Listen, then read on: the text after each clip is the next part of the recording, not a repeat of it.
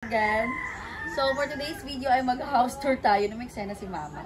Mag-house tour tayo dito sa bahay namin. Humble house namin dito sa Provincia Life, ganun. Dito sa Conval, o also known as Compostela Valley. So, tara! Pasok kayo! Wala nga pala masyadong signal dito, guys, kaya hindi ako masyadong makapag-edit at makapag-upload. So, eto yung mumunting sala namin. Dito kami naglalaro dati. Tapos, etong mga unan, ewan ko, dung maliliit pa kami. Sobrang maliliit lang naman to. Ngayon, ang lalaki na siguro bagong bili ni Mama. Tsaka, ang ganda, syalan, ganun. Tapos, eto, marami tayong mga stuffed toys. Kasi nung, nung nagsasayaw pa lang ako, marami ako manliligaw. At totoo yan, yung naghahanap pa sa akin. Tapos, mahilig sila magbigay ng talaga Mickey Mouse kasi mahilig ako ng Mickey Mouse. Yung iba, ewan ko, ano niyan. Ayan, marami yung mga Mickey Mouse dito. And, syempre, yung kwarto ko dati, kung saan nag-uupa kami sa Claveria, ay wala na kasi yun.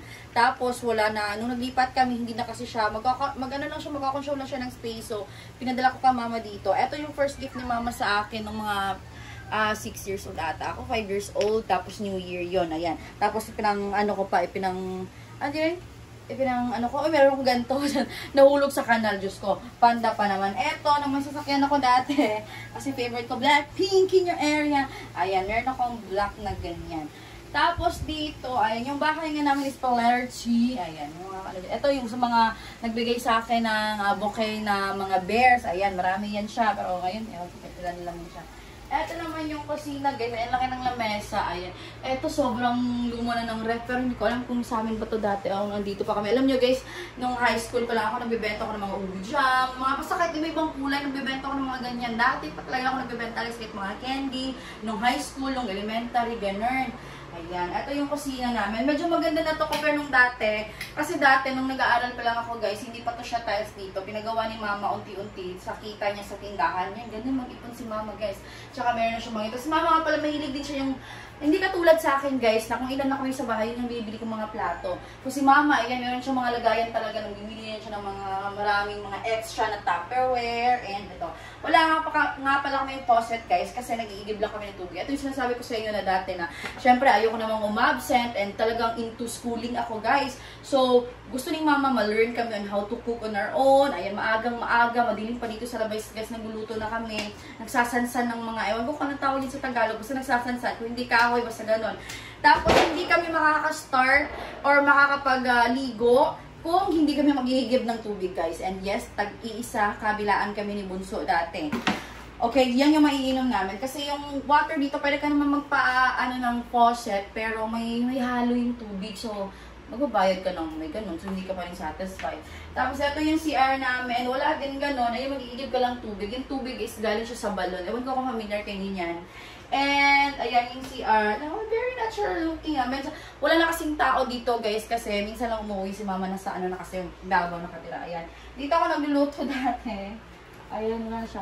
May extra CR dito kasi yung space sa labas pinagawa na ni Mama ng paupahan. Ayan. Dati may babuyan kami dito. Dito yung mga babuyan, guys. Pero ngayon wala na. Ayan, nasira na siya.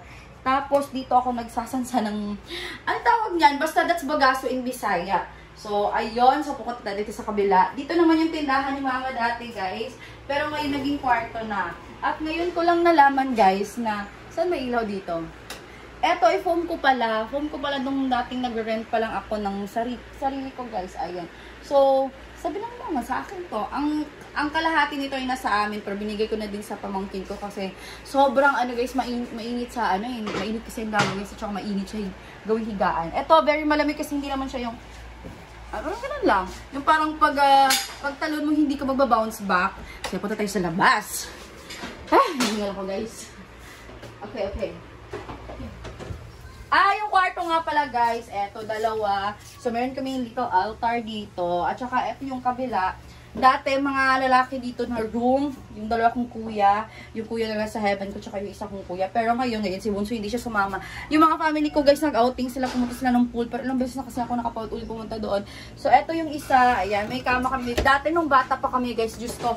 Feeling ko sobrang laki na ng futsya namin. Pero ngayon, malaki ko, sakto lang pala. And dyan kami nag-sleep nila, Bobby and Missy. You have your own sleepers?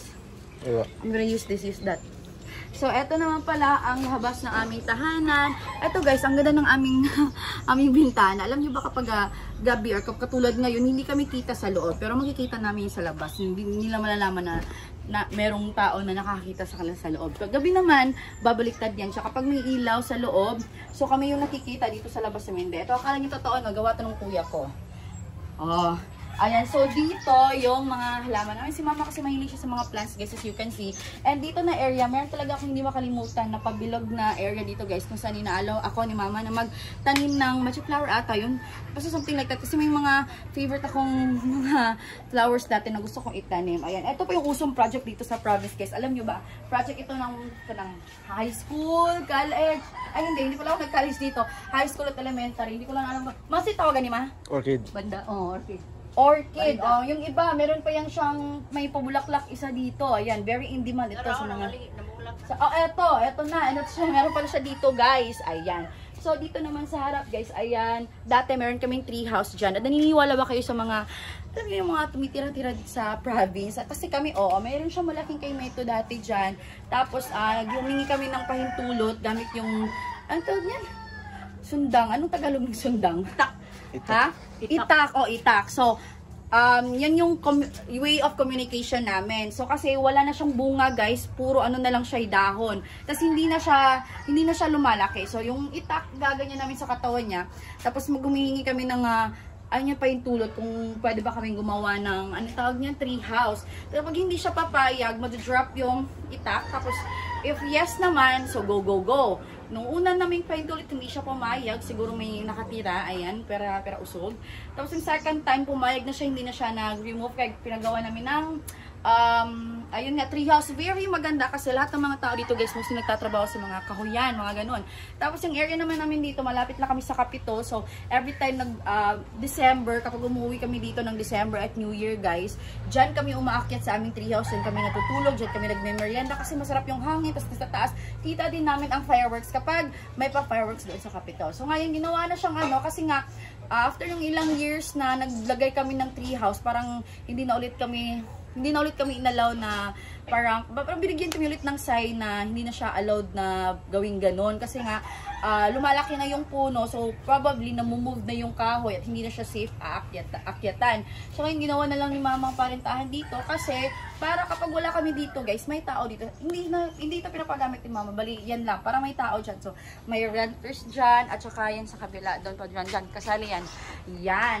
Tapos, yung gamit namin tubig dito, banda, baka makikita nyo masyadong spacious. Diyan yung tindahan niyo. Mas mama yung sikat na tindera dito, guys. Kasi sa kanya maraming yung utang, yung parang siya naghahawak ng mga ATM. Ganun. Alam ko namang familiar yun sa inyo. Eto nga pala yung ano namin, guys, balon. Dito kami kumukuha ng tubig.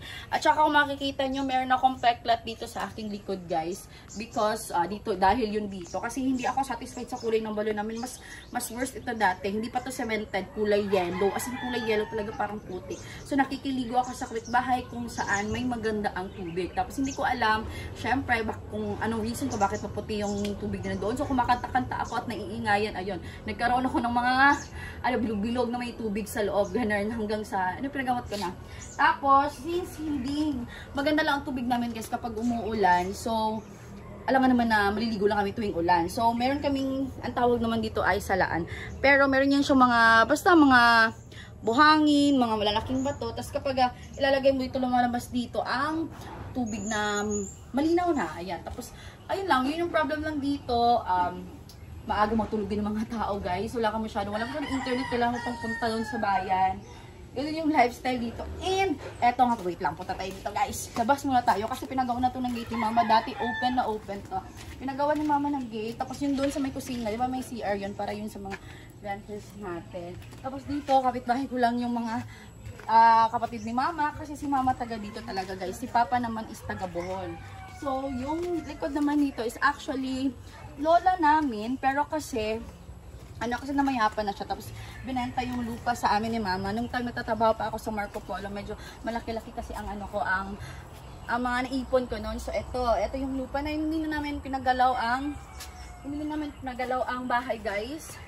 Kasi para may magamit din. Tapos si mama, gusto niya kasi kapag tatanda na sila ni papa, dito, babalik sila dito sila titira. So, ayan, nakikita niyo yung parang maliit na dyan. Tindahan yan siya. So, dyan daw siya pepesto. If ever, papaalisin na siya doon sa kung saan nakapesto yung tindahan niya. Kasi hindi naman doon sa amin. Parang ginabang namin opportunity kasi kalsada ba, kumbaga ganun. So, malaki ang kitaan. Ayun lang. So, kumusta ang ating house tour dito? Actually, marami pang dapat akong ichichika. Pero, natatakot ako dito guys kasi baka may kami maapakan tayo kung ano. Ayun lang guys, so very humble ang house lang namin and katas ng ni mama yan sa pagtitinda lang. Hindi bigla na pagkagawa niyan, hinay-hinay, dahan-dahan, pero boosh, meron na. So hopefully, meron na din tayong ganyan or ganitong bahay sa lupa natin sa Samalan, no? And hopefully, matatapos or mapapagawa natin yon bago matapos yung bridge. Ayun lang guys, hinihal ako. Thank you for watching and adios! Bye!